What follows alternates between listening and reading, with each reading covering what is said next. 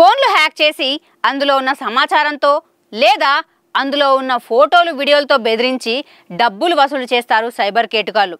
అయితే అలాంటి గణన మోసాలు చేసేది సైబర్ నేరగాళ్ళు మాత్రమే కాదట. మనతో ఎంతో క్లోజ్గా ఉండే స్నేహితులు కూడా ఇలాంటి నేరాలకు ఎగబడుతున్నారట. ఢిల్లీలో జరిగిన ఓ ఇన్సిడెంట్ బయటకు రావడంతో సైబర్ క్రిమినల్స్తో మాత్రమే కాదు ఫ్రెండ్స్తో కూడా జాగ్రత్తగా ఉండాలంటున్నారు పోలీసులు. ఇంతకీ ఏమైందంటే సోషల్ మీడియాలో పరిచయమైన ఓ యువతి మరో యువతితో స్నేహం చేసింది.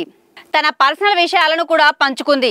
అనంతరం కొద్ది రోజులకు వారి మధ్య స్నేహం చాలా పెరిగిపోయింది. దీంతో సోషల్ మీడియా ద్వారా పరిచయమైన యువతి మరో యువతి ప్రైవేట్ వీడియోలు ఫోటోలను పంచుకోవడానికి ఒప్పించింది.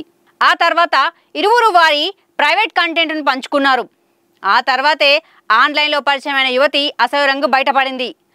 తాను అడిగినంత డబ్బు ఇవ్వకపోతే తనతో పంచుకున్న ప్రైవేట్ కంటెంట్ను బంధువులకు షేర్ చేస్తానని బెదిరించగా షాక్ తినడం యువతి వంతైంది. అయితే అందరిలా ఏడుస్తూ కూర్చోక ధైర్యంగా వెళ్ళి పోలీసు కంప్లైంట్ చేయగా అసలు ట్విస్ట్ అప్పుడే బయటకు వచ్చింది. ఆ ఆన్లైన్లో పరిచయమైన అమ్మాయి అసలు అమ్మాయే కాదట. ఫేక్ ఐడితో వచ్చిన మనోజ్ వర్మ అనే యువకుడట. సోషల్ మీడియాలో ఫేక్ మహిళా ప్రొఫైల్స్ని క్రియేట్ చేసుకొని ఇదంతా చేసినట్లు పోలీసులు విచారణలో తేల్చారు. అనంతరం అతడిని అరెస్ట్ చేసి ఫోన్ తీసుకొని చూడగా ఈసారి షాక్ అవ్వడం పోలీసుల వంతైందట. ఆ ఫోన్లో పదుల సంఖ్యలో ఫేక్ ఐడీలు, వందలాది అమ్మాయిల న్యూడ్ వీడియోలు, ఫోటోలు దర్శనమిచ్చాయట. అయితే ఈ ఘటన అమ్మాయిలకు గుణపాఠం లాంటిదని పోలీసులు చెబుతున్నారు. ఆన్లైన్లో ఎవరిని పడితే వారిని గుడ్డిగా నమ్మకూడదని, ముఖ్యంగా వ్యక్తిగత సమాచారం, ప్రైవేట్ కంటెంట్ పంచుకునే ముందు అనేక సార్లు ఆలోచించాలని సూచించారు.